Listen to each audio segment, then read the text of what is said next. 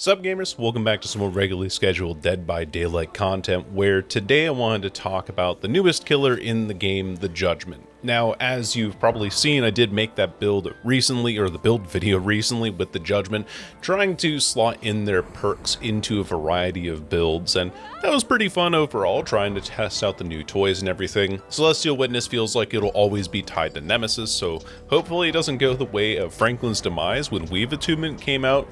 Then you also have Lay Waste, which I think Lay Waste is a weaker version of Overcharge in some ways. It just kind of reduces the time that it takes to kick a gen, and it's slightly weaker than Call of Brine because it's not as consistent, but I still think it's a decent overall perk. And then you have Hex Under Your Thumb, which it's a Hex. It kind of counters Lithe, it kind of counters Background Player, it kind of counters Sprint Burst here and there, even though Sprint Burst is already nerfed and everything. And I don't think that you're going to be having a whole lot of opportunities where this perk will be really all that active. Maybe there's a couple of uses where a survivor doesn't get quite as much distance, but you still have to activate it, and it's a Hex and everything, so I think it's fine. I think they're okay perks. They're not like fantastic, but they are fun to kind of try and slot into a variety of builds, and so that kind of variety is something that I enjoy. I wouldn't get this killer if you're looking to get something for their perk specifically. I would get this killer if you think that the gameplay itself looks interesting. So that brings me to my own personal question about what I think about the killer itself.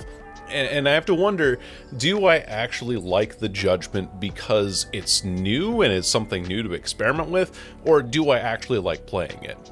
And that kind of leads into me thinking about all the killers that I like to play in general. I have a tier list on my FAQ page where you can see that there's like a commonality between a lot of the killers that I enjoy playing, and that is that they are, aside from Pinhead maybe, mechanically very simple in what they do. Deathslinger aims his gun and shoots. Chucky does the scamper and then dashes at somebody, and you can kind of control the dash a little bit. Nemesis whips people, and that's kind of all you have to do for Nemesis. And so the Judgment themselves in Chase is not really a good anti-chase killer. If you want to be an anti-chase killer, there's a sort of mechanical overcomplexity that you have to account for, which is typically in line with what I don't like playing. Again, if we look at the bottom of my tier list overall, there are things like the Tricksters down there because you have to pull up your knives and then hit them a few times, and then it's like so many steps to try and just get one thing done. Or the Dracula, I don't like switching forms. I don't like having to pull out the VR chat menu to play the Lich and make sure that you have your ability up and ready. And so in the same way with the Judgment, not being able to really have them consistently in Chase, even though I know that there is a method that I would have to learn to actually make them better in Chase, it sometimes doesn't go in line with what I'm playing. But what I do like from them is that they actually have insanely good macro pressure. Their ability to just really reward your knowledge of where people are on the map is something that I don't really get with a lot of killers, and I really do like macro pressure a lot more than micro overall. Which is kind of ironic considering that I like playing Deathslinger, because Deathslinger is entirely micro. But then there are those games with Deathslinger where I know, oh, they're on this generator over here, but because the chase has led me in this direction and I had to commit to it because I would lose too much time by dropping this chase anyway, I'm not able to immediately put my pressure on that side of the map because of how relatively slow the Deathslinger is. And so being rewarded for keeping track of people where they are on the map and having that kind of being rewarded for that macro sense makes them really interesting to me. And they also have some unique build paths that aren't just the usual lineup. One of the most common perks that I see, aside from Lethal Pursuer, which we'll talk about that on the killer side when I'm playing Survivor and playing against killers, the most common perks that I see are obviously like Pain Resonance and Pop Goes the Weasel and Nowhere to Hide, which is seen less now that there's all these changes coming through, and Barbecue and Chili. And all these perks have the common point of needing a hook to go through. Aside from Nowhere to Hide obviously being like you kick a gen, but then Nowhere to Hide is paired with Pop Goes the Weasel because it's two actions, kicking a gen to regress it, and you get aura reading off of it anyway. But The reason why I enjoy the Judgment so much is because their inability, not their inability, but because they are discouraged from hooking regularly, you then have to run perks that kind of work around that requirement. And because they're so strong on the macro side of things, there are actually a bunch of perks that are relatively underrated that you might not see quite as often in builds that are now getting their comeuppance, getting a lot of information out there. I think Alien Instinct, for example, is a perk that we don't see all that often, but because of this killer's ability to hook people maybe once to get information on people, gives you a lot of opportunity to be like, oh, okay, cool. I can then see anybody that's injured and then they're oblivious, and that makes it even easier to hit the beam of light, the divine light from long distance. And I think that's pretty cool. Hex builds also being relatively strong in them is a good thing, because I think hex builds are relatively underrated, and that's something new for it. But it is also like what the unemployed build, it's what we've seen with Jason before, so there is some frustration in that, being like, oh, I'm playing against Thrill, Ruin, Undying, and because I'm playing against these 3 perks, if I try to go cleanse a perk, I can just get knocked off of it by the Judgment if they send a beam my way, and then I lose all of that progress that I previously had on that. So, you know, there's some give and take in terms of how interactive that really is. I personally also find the aura builds to be really boring, because it's like, just, okay, yeah, sure, you're really good at reading auras from a distance. That doesn't really say anything about the killer being fun to play. It just says that they're really good with this specific mechanic that is really hard to play around for the survivor side, because there are so many aura reading perks. We've seen a high resurgence in Deerstalker. We've seen Nemesis and Celestial Witness, which is a perk combo that I also already talked about in that build video that I recently made. And that sort of stuff can feel really uninteractive, non-interactive, because you can't really like, they can literally just see me through the wall, and then they can hit me through the wall from halfway across the map. And so you have to try and move a lot quicker than you normally would. And I've also noticed that the divine light is a lot harder to hear when you're indoors, especially on like Nostromo Wreckage, for example. I could not hear the Judgment winding up their audio as they were throwing the beam at me, and I was in the back of main. Like that wind up audio didn't play, and so by the time that the beam was on me and approaching me, I couldn't get off the generator in time to dodge it. So there is that kind of overall frustration. Gearhead as well being a pretty common perk that this killer brings. But because of the way that they do this, they don't really play by the same rules of most killers, which makes them functionally really cool to me. Like, I think they're accidentally thematically accurate in some ways, because they're a god and they don't play by the rules. They make up their own rules, and that is kind of funny in this setting, being like, I'm going to play differently than any other killer because I am above the rules of the game. So it makes you think about the game differently. Maybe the frustrations is that, oh, the Judgment, I just have to think about the game way differently than I normally do, might be where that frustration comes from, because they are a fundamentally unique killer.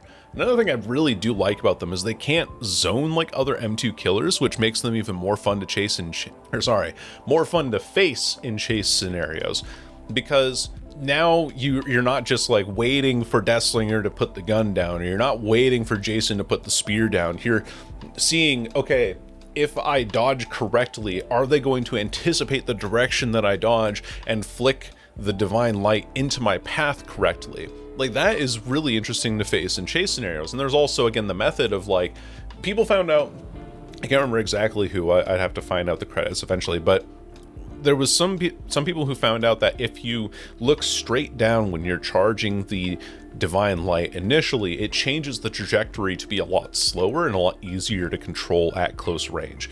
And because of that, you can actually use this in chase and are able to hit people over pallets and things like that. But it still adds that level of unpredictability. You still have to be able to aim it. You still have to be able to actually dodge it and predict the direction that they're going to hit. And so it makes, and because you can't zone with it quite as effectively as you can with other M2 killers, obviously you can just let the power fizzle and then cancel it and then go for an M1, which still has a really long cooldown. There is still some interactivity that's allowed in the moments where a chase normally would have. But the caveat as I've been saying, is that they feel unfair and non-interactive to face at longer distances. Being like, oh, we should go for a heal. Oh, wait, hold on, there's a beam of light coming my way. Oh, we should go for a... Oh, hold on, there's a beam of light coming my way. The orbital laser, the Hammer of Dawn from Gears of War is falling down from the sky to send judgment my way. Fundamentally different, as I've been saying before. And I don't know, I keep repeating my points here because I think it keeps going back to the same idea of, am I enjoying this or am I frustrated by this because it's a new thing and I just need to learn how it works? Or is this actually something that's frustrating? I'm not entirely sure yet. I really do think that they have some of the best add-on designs in the entire game. Every add-on is so unique in the way that it tweaks the power. Some of them are really simple things where it makes the power slightly larger and slightly easier to hit. Other ones are like the Mirror of the Gods, where it just bounces off the walls. I think that's also really funny because you get such random hits with it. It's so inconsistent, but it's such a funny add-on. Like, I've enjoyed it heavily, being able to run this add-on occasionally. And they have great perk design. We went over that earlier. But they have great sound design. I mean, the voice acting from Elsie Lovelock has been fantastic throughout this whole entire chapter. They have awesome voice acting. The voice effects are great. I love the sound of the beam hitting survivors, and the sound as you're charging the power is just, it really is terrifying. It is quite something. The little musical sting, the orchestral sting as you use the mini Mori or the regular Mori, everything about it is just, I am a sucker for good sound design, as you can probably understand as a Deathslinger player. Like, hearing good sound design in the thud of the gunshot and the chain reeling and the laugh and the basic attack and everything in the Deathslinger's kit is one of the reasons why I gravitated to him to begin with. And the Judgment has all of that in their kit. They have a fantastic basic attack sound. Their power hitting survivors is so meaty. It feels so satisfying to get those hits as the killer. And so I think really what it comes down to is that I love everything about the killer presently that isn't directly related to their gameplay.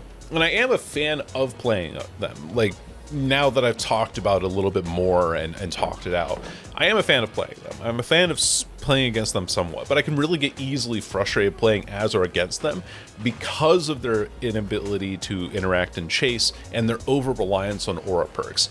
I'm probably the #1 Lethal Pursuer hater. I think that on killer side, it's a very boring perk that doesn't really teach you a whole lot of how to play the macro correctly. Like, being able to predict survivor spawn locations and learning the way that spawn logic typically works is a key fundamental skill that you have to learn in Dead by Daylight. Lethal Pursuer takes that away by just saying, like, okay, here's everybody, just go start your chase right away. It doesn't matter that these people are playing correctly and stealthing in the early game, or maybe playing incorrectly and going for the nearest generator to them, and so therefore they're easier to find. It's like Lethal Pursuer takes any of that skill out of the equation, and it's even worse on the Judgment, because the Judgment likes long range aura reading and the aura reading extension, and then is like, okay, early part of the game, my 6-second power is up. Let me go throw a beam of light at that person over there that's running that I can see through the wall with Lethal Pursuer. And so it's not, and because they can't really interact and chase, and because they have this over-reliance on aura perks, and especially on Lethal Pursuer, which is the dumbest perk in the game, a little bit biased against it, both on killer and survivor side, even though they have this kind of like really cool power and stuff, but their inability to interact with chase is like, oh cool, I just got hit by a beam of light that I didn't know was coming for me, and that I didn't know was going to be on its way because Lethal Pursuer just told them where I was at the start of the game, so we can't have this usual kind of back and forth inability to play at tiles. It's just, it's so... That's the thing that frustrates me the most about playing against the Judgment, and also that it's kind of the general perception of how the Judgment is played, is that you play with aura perks or you don't do anything. I feel like you can play with a lot more perk combinations overall. I think Oppression's a really good perk on it because you get information on where people are working on generators without actually mandating that you use aura perks on those generators. I think Discordance is actually going to be a really good perk. Surveillance is a really good perk on it as well. Oppression, Surveillance, Ruin, Surveillance, whatever kind of combination you want to throw in there. And it's definitely something that I want to practice more because they're so cool. Like all that stuff that I talked about, how I love everything that's not really related to their gameplay right now. It might be something that I learn how to love in its gameplay, but it might also not be something that I stick with if that gameplay becomes more obtuse with time. And by that I mean that if survivors learn the counterplay a little bit better and they become kind of like a Kaneki situation where short loops are actually one of their biggest downsides, then I don't know if that's something that I'm going to enjoy, because the complexity of the power itself does not yield an equally impactful reward or result. That's also, again, the reason why I feel like I don't like the Lich very much, is because you pull out the mage hand and then you block the pallet, but if you pull it up at the wrong time, then you don't get the hit, and then your power's on cooldown for 25 seconds. And you don't have good add-ons with the Lich anymore because they made them base kit and then nerfed the add-ons. But that complexity in the power itself, then translating into the complexity that the Judgment can have, eventually might become really frustrating for me to play. Like, why would I spend the effort learning how to flick more effectively when I can just shoot you with a gun? Or, you know, really any, again, of the killers that I enjoy, why not just do the simple thing mechanically for the same result anyway? It's so much more direct to pop out of a TV with Onryo and fly at somebody with bloody fingernails and basic attack them. Like, that gets me the same hit, the same result, as the Judgment trying to do like these crazy 180 flicks on pallets. So, in conclusion, I think I like the Judgment. I think I do, because there's so much about them that really draws me in terms of my overall interest in playing them going forward. But maybe with time they'll become less favorable, a little bit more frustrating, and maybe I'll just be like, you know what, they're okay, but I'm not gonna say that I necessarily love them. So yeah, that's my somewhat unstructured ramble about how I feel about the Judgment, in case you all were curious on my thoughts. Hopefully you guys enjoyed listening to this little bit of commentary, this kind of rambling as I have some Survivor gameplay in the background.